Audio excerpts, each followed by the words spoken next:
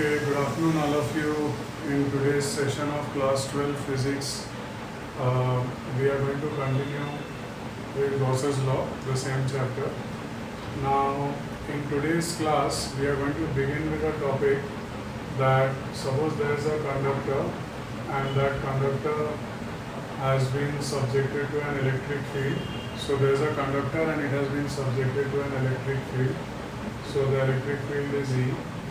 So the moment you subject the conductor to the electric field, what will happen is that the free electrons inside the conductor, they will start accumulating on the end opposite to the field.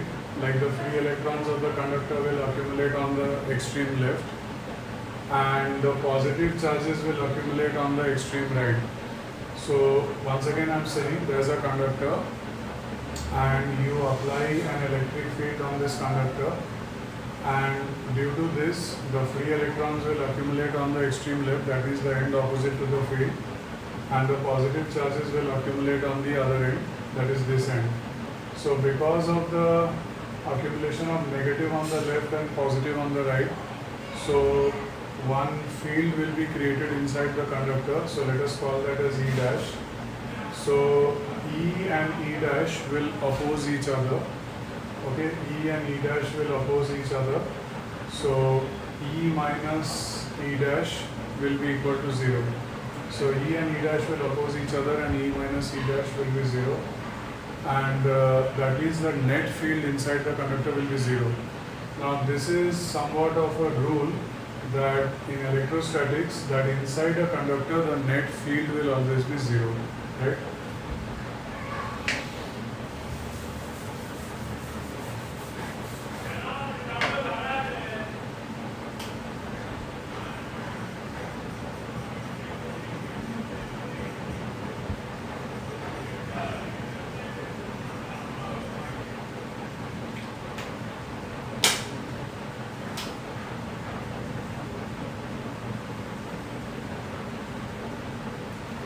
Okay, now with that background, the thing which I told you that inside a conductor there is no electric field. So with that background, let's discuss one situation. So there is a conductor, okay, there is a conductor and that conductor has been given a charge Q. Okay, there is a conductor and that conductor has been given a charge Q. Now this charge Q, where will it stay? Will it stay inside the conductor? Will it come outside the conductor? So we need to understand that. So what happens is that you just draw one imaginary body around this charge. Just draw one imaginary closed surface around this charge. So this imaginary closed surface, it is a part of the conductor, and inside the conductor the electric field is always 0. So for this imaginary closed surface, the electric field will be 0 and therefore integral E dot ds will be 0, right? So there is a conductor, in that conductor you have placed a charge, and this is an imaginary closed surface which is covering the charge. So for this imaginary closed surface, because it is a part of the conductor, so the field will be 0. That means the flux will also be 0. Integral E dot ds for this imaginary closed surface will be 0. But in the last session we have seen that the flux through this will be Q by epsilon naught. So Q by epsilon naught will be 0.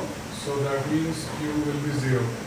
So for this imaginary closed surface, the enclosed charge has to be 0. But we have just put a charge. So how can the enclosed charge be 0? So the answer is that this charge, it will not stay here, it will go to the surface of the conductor. So that means this is application of Gauss's law number 1.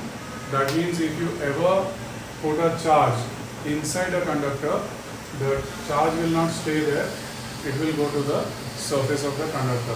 So this is application of Gauss's law number 1.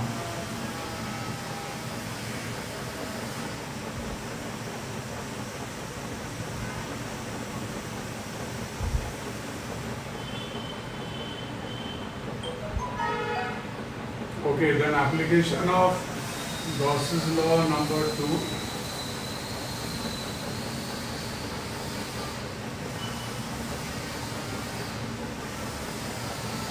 Application of Gauss's law number 2.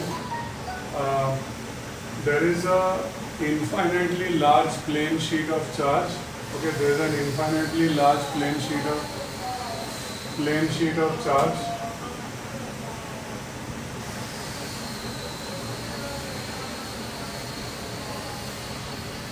So there is an infinitely large plane sheet of charge, and the charge per unit area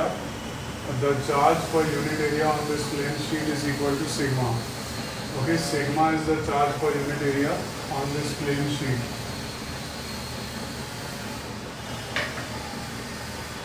So basically I want to find the electric field at a point P. I want to find the electric field at a point P which is very near to this plane sheet. That's what I want to do. So the electric field out of symmetry, it will point like this, because this is an infinitely large plane sheet, so the electric field will point like this. And suppose this area is A, so the flux will be E into A. And similarly on the other side also, this will be the electric field, this will be the area. So the total flux of the electric field due to this and this will be 2 into E into A. And if you take a patch over here, then the electric field and area will be perpendicular, so flux will be 0. So 2 into E into A will be equal to enclosed charge by epsilon naught. So enclosed charge will be charge per unit area into area by epsilon naught. So if you cancel A, then electric field will be sigma by 2 epsilon naught. Right? The electric field will be sigma by 2 epsilon naught. So this is application of Gauss's law number 2, that the electric field at a point near an infinite plane sheet of charge per unit area sigma is E equal to sigma by 2 epsilon naught. Now suppose application number 3, suppose you have a conductor. Suppose you have a conductor and this conductor has got a charge per unit area sigma. So suppose you have a conductor and the conductor has got a surface charge density sigma. So you want to find the field at a point P, and mind you, this conductor is also having infinite dimensions. Like this conductor, the front flat portion of the conductor is infinitely long and broad. So I will draw one imaginary cylinder. This end of the cylinder will pass through P. The opposite of the end of the cylinder will be inside the conductor. So what will happen is that over here the flux will be E into A, because the field will be pointing in this direction. The area of this face of the cylinder is A, so flux will be E into A. For this end the flux will be 0 because it is inside the volume of the conductor. So the total flux will be E into A, and this is equal to enclosed charge by epsilon naught. So you know that inside the body of the conductor you cannot have any charge. So the surface charge will be the only charge. Surface charge density is sigma. Sigma into A is the surface charge by epsilon naught.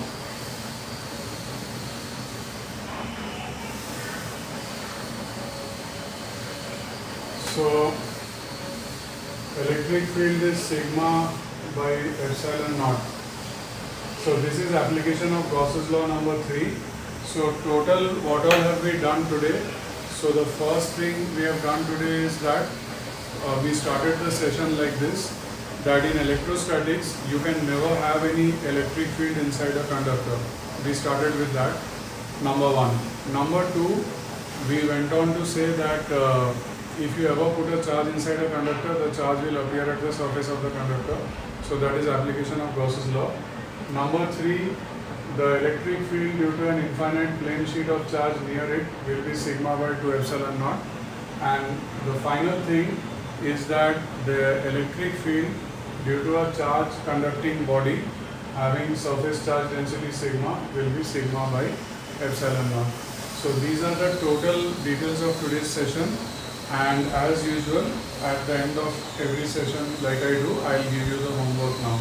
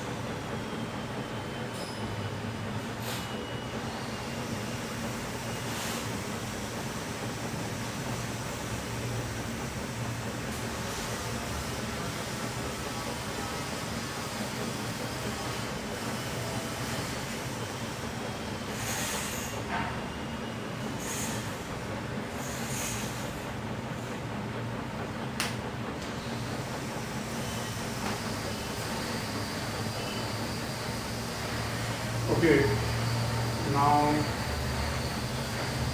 the thing is that these are the three homework questions based on today's class. The first question is that there is an infinite plane sheet of charge. Charge density is 4 into 10 to the power minus 6 coulomb per meter square.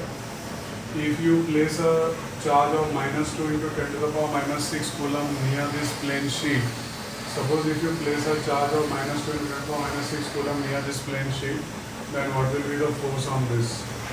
Question number 2, there is two facing parallel